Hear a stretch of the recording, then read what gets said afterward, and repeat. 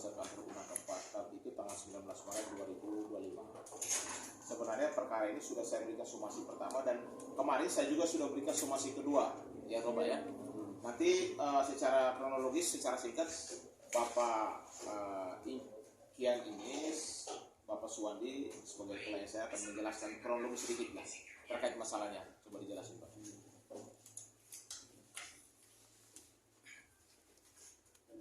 Pada tanggal 5 Juni 2024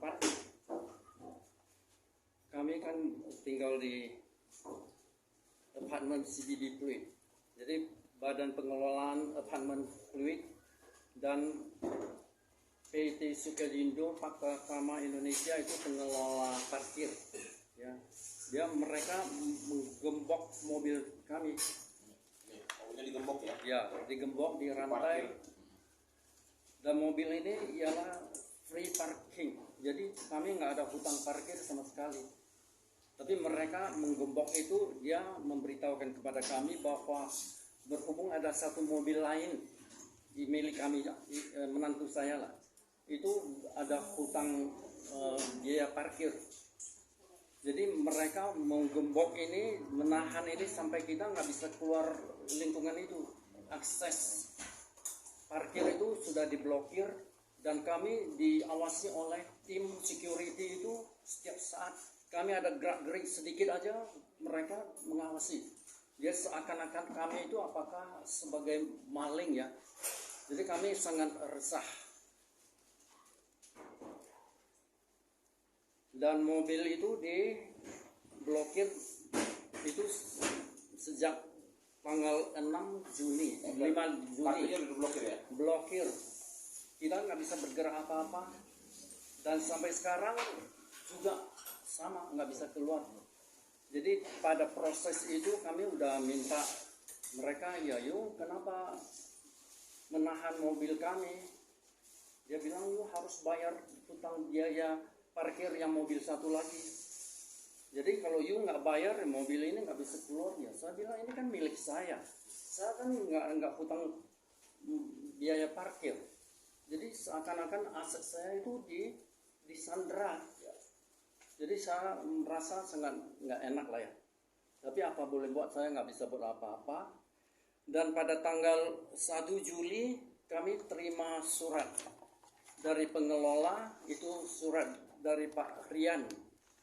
Pak Rian itu ialah apartment manager Badan Pengelola Apartemen CBD Pluit, itu Jalan Pluit Selatan Raya. Jadi di sana mereka memberitahukan kepada kami bahwa kami ada hutang biaya parkir sebesar 42 juta. Sedangkan mobil itu mobil Jazz lama itu harganya sekitar 50 juta. Berarti biaya parkir sudah hampir mencapai 80%. Dan satu hari dia pakai rate-nya yang ya kami waktu beli mobil itu waktu beli apartemen itu dari pihak penjual itu dia menjanjikan kepada kami kita ada dua rate. Karena kami kan pemilik ya. Pemilik itu ada privilege rate atau tarif yang istimewa lah. Yang satu unit mobil kami bisa free, nggak usah bayar. Dan satu lagi itu bisa dengan member. Member itu harganya 3 bulan sekali bayar 600.000. Berarti 1 bulan kan 200.000. Dan yang di dalam surat itu dia menagih kami dengan yang apa yang mereka maksud itu casual rate. Casual rate itu kan bukan untuk kami. Kami kan ialah permanent residence ya. Jadi penghuni permanen. Permanen apartemen itu kan nggak bisa dikenakan casual ya, orang luar lah dia masuk 1 jam 2 jam bisa 2 hari 3 hari. Jadi kalau mobilnya keluar kan nggak ada hutang parkir lagi. Jadi untuk itu saya balas suratnya. Saya meminta mereka, kami menyatakan kami keberatan karena itu sudah nggak wajar penagihan dengan tarif yang begitu besar kan. Ya tidak masuk akal. Dan kami ajukan minta mereka review ya. Rate ini dan dihitung kembali dengan rate yang membership. Jadi 1 bulan ada 200.000 dan 3 bulan kan ya 1 tahun 2 tahun oke lah, biarpun 2 tahun kan tetap hutangnya tetap membership kan nggak bisa robah sesuka mereka aja. Nama perusahaan parkirnya apa? Jadi nama perusahaan parkirnya itu ialah PT Securindo Fakta Tama Indonesia. Ini ialah pengelola parkir yang baru. Sebelumnya itu ada orang lain. Orang lain kami beli rumah itu kan paman itu sudah hampir 10 tahun lah. Sebelumnya tiap tahun gitu sama kita bayar dengan member rate. Walaupun kadang-kadang bisa tertunda ya hutang oke, setelah itu dia denda. Hutang yang lama dibayar dan kita harus bayar denda ya 20.000, 30.000 itu kita rela. Tapi yang ini saya anjurkan kepada pihak pengelola dan pihak jadi okay. Saya lanjutkan ya teman-teman secara kronologis. Klien saya sudah sampaikan bang suratnya. Ini surat dari pengelola parkir ya, Parian ya, bukan pengelola parkir, ini pengelola apartemen CBD Pluit. Ini suratnya ya, resmi dulu. Ini surat dari beliau dan sudah dibalas sebenarnya, surat tersebut sudah dibalas ya. Ini satu-satu ini biar jelas ya. Jadi klien saya sudah membalas sebelum menggunakan jasa umum, sudah membalas untuk mengklarifikasi, tapi ternyata tidak ada klarifikasi terkait dengan angka 42 juta tersebut. Lalu ini mobil ya, coba ditunjukin. Ini mobil ini yang saat ini sudah hampir setahun ya. Setahun itu tidak boleh keluar, bahkan digembok, tidak boleh keluar, dan juga member parkirnya juga sudah diblokir. Jadi mobil ini tidak boleh keluar lagi dari parkir, bahkan sudah mengganti aki dan lain sebagainya karena mulai ada kerusakan.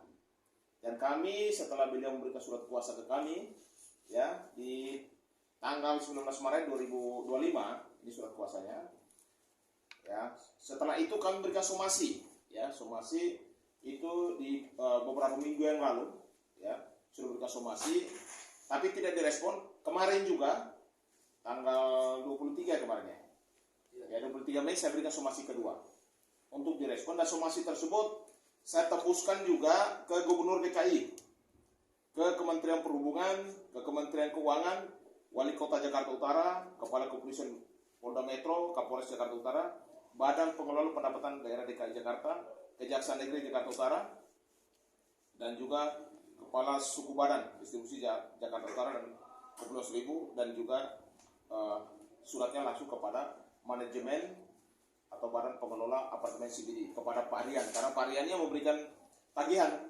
Bahkan setelah tagihan itu muncul, kami sempat ke sana, tagihan itu sudah naik ya, secara lisan sudah naik menjadi kurang lebih 70. Sedangkan mobilnya angkanya hampir 50 juta. Jadi saya hanya memperingatkan kepada Pak Rian Hadiwijaya ya, badan pengelola apartemen CBD, karena dia memberikan surat, dan juga bagian parkir yang ada di situ untuk segera ya, untuk segera menyelesaikan persoalan ini secara non litigasi.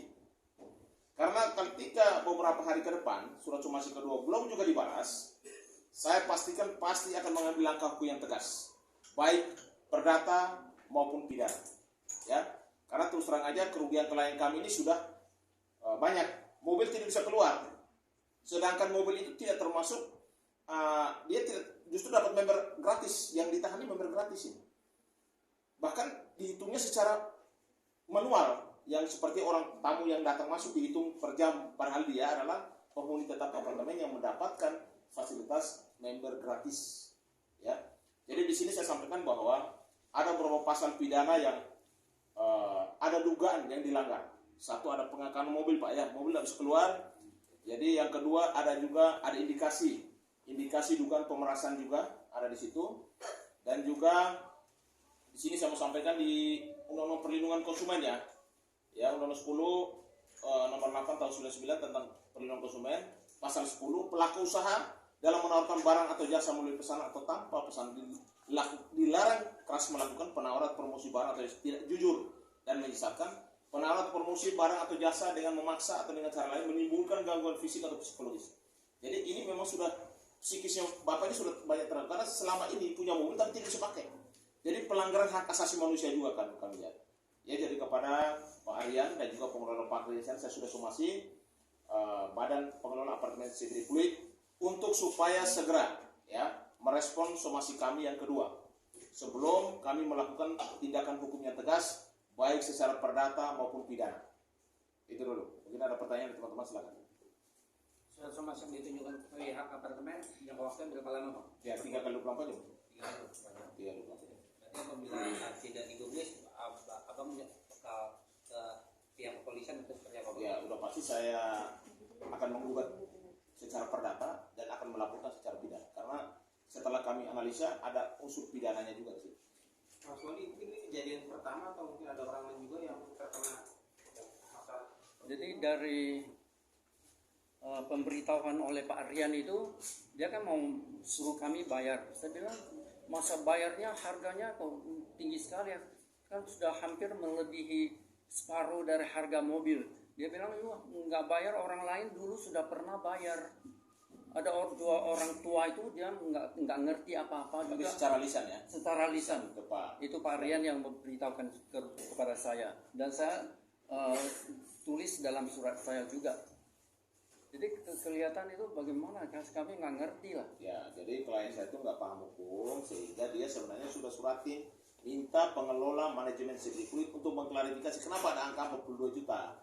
Sedangkan mobilnya itu adalah member yang memang diberikan fasilitas gratis gitu loh. Yang ditangani fasilitas gratis. Ada mobil lain yang mungkin membernya belum dibayar, tapi yang beliau yang ditangani mobil gratis itu ada kok.